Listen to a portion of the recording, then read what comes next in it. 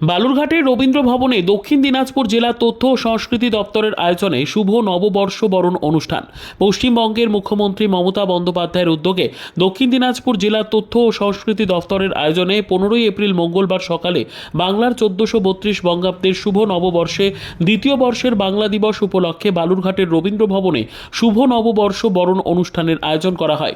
অনুষ্ঠানে দক্ষিণ দিনাজপুর জেলার বিশিষ্ট ব্যক্তিদের মধ্যে উপস্থিত ছিলেন জেলা তথ্য ও সংস্কৃতি আধিকারিক রাজেশ কুমার মণ্ডল, জেলা পরিষদের সহকারী সভাধিপতি অম্বরীশ সরকার প্রমুখ ব্যক্তিরা।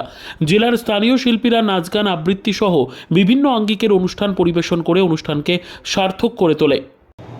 নতুন বছর, বাংলা নতুন সাল 1432 আজ আমরা পা দিলাম। আজ পয়লা বৈশাখ। এই পয়লা বৈশাখের এই সুন্দর দিনে, নববর্ষের সুন্দর দিনে দক্ষিণ দিনাজপুর জেলাবাসী সহ সমস্ত পশ্চিমবঙ্গবাসীকে নতুন বছরের অনেক অনেক শুভেচ্ছা এবং অভিনন্দন। 1432 সাল আপনাদের সবার খুব ভালো কাটুক।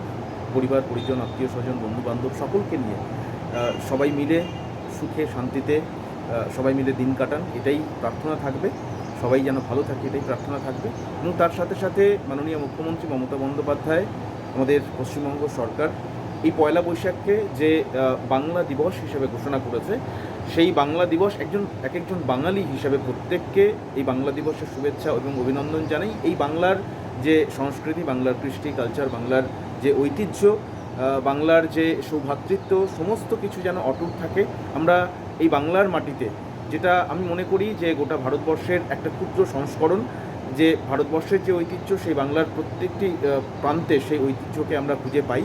তো সেই বহু বিবিধের মাঝে যে মিলন মহানের যে মন্ত্র, বাংলার মাটিতেও তা বর্তমান। সেইটা যেন অটুট থাকে, বাংলার সংস্কৃতি যেন অটুট থাকে, বাংলার ঐতিহ্য যেন অটুট থাকে, বাংলা যেন বাঙালির সমস্ত স্তরের বাঙালিকে নিয়ে যেন ভালো থাকে, এটাই প্রার্থনা থাকে। ব্যুরো রিপোর্ট, উত্তর বাংলা সংবাদ।